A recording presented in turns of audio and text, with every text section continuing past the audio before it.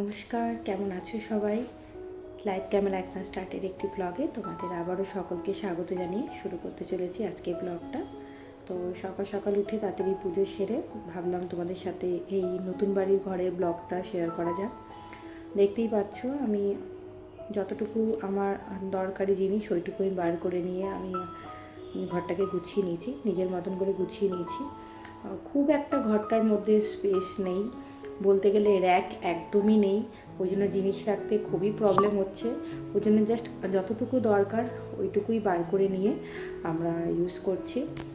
যেহেতু ঘরটা খুব একটা ভালো নয়, যেহেতু আমরা কোনো দিকে সেরকম রেন্টের ঘর পাচ্ছিলাম না, যেহেতু 6 মাসের জন্য নিচ্ছি বলে।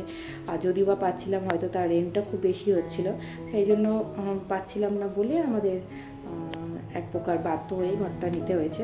যেহেতু লোকালিটিটা ভালো, পজিশনটা খুব ভালো, আমার ফ্ল্যাট থেকে দেখতে ফ্ল্যাটটা বানাতে সুবিধা হবে, সেই সূত্রে ঘরটা জাস্ট নেওয়া। তো দেখতেই পাচ্ছ সমস্ত দিকে এখনও জিনিস পেটি পেটি করে রাখা আছে, সব আনমোল্ড করা হয়নি, আনপ্যাক করা হয়নি। জাস্ট যতটুকু লাগছে ওইটুকুই কাজের সুবিধা মতন আমি বার করে নিচ্ছি, বাকিটা আবার ওখানে রেখে দিচ্ছি। এতে বেশি গেলে খুব অসুবিধাই হচ্ছে আমার, কারণ কি আমার একদমই মনে নেই যে কোনটাতে কী আছে। ওই জন্য প্রত্যেকটা নামিয়ে নামিয়ে আমাকে ডেলি দেখতে হয় আর ডেলি আমাকে ইউজ করতে হয়। তো যাই হোক, এমনি ঠিকঠাকই আছে। এর উঠোনটা খুব ভালো লাগে, যেহেতু উঠোনটা একটু খোলামেলা। পিছন দিক থেকে ওই যে সামনে যাওয়ার একটা রাস্তা আছে, আর ওই দিক থেকে আবার পিছন দিকে ঢোকার একটা ব্যাকের রাস্তা আছে।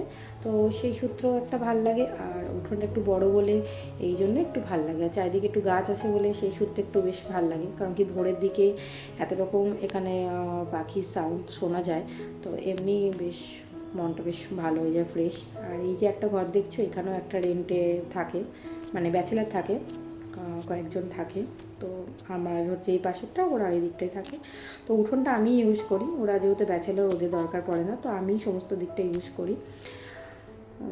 তো এটাও ওই সকালের দিকেরই ছবি, তবে খুব ভোরের নয়, খুব ভোরের ছবি পারলে কোনো একদিন শেয়ার করব।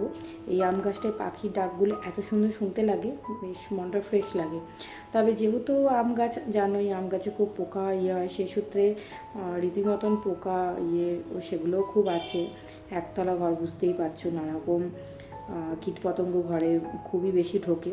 তো যাই হোক, গাছগাছালি থাকাও ভালো, তাতে একটু মাইন্ডটা ফ্রেশ লাগে। বিকেলের দিকে উঠোনে বসলেও বেশ টাইমটা স্পেন্ড হয়ে যায়। সকালের দিকে ভোরের দিকেও এই উঠোনটা হাঁটাচলা করলে, কাজ করলে বেশ মাইন্ডটা ফ্রেশ লাগে, কারণ কি এত সুন্দর এখানে বেশ হাওয়াটা আসে এই আম গাছটার জন্য, আর এত পাখির কলরব শুনতে পাওয়া যায়, এমনি মাইন্ডটা ফ্রেশ হয়ে যায়। কিন্তু ঘরের ভেতর ঢুকলে সেটা আর লাগে না, কারণ কি ঘরটা আমাদের তিনজনকার মধ্যে, আমার ছেলের হাজব্যান্ডের কারোরই খুব একটা পছন্দ নয়, ওই থাকতে হয়, সেই সূত্রেই থাকা।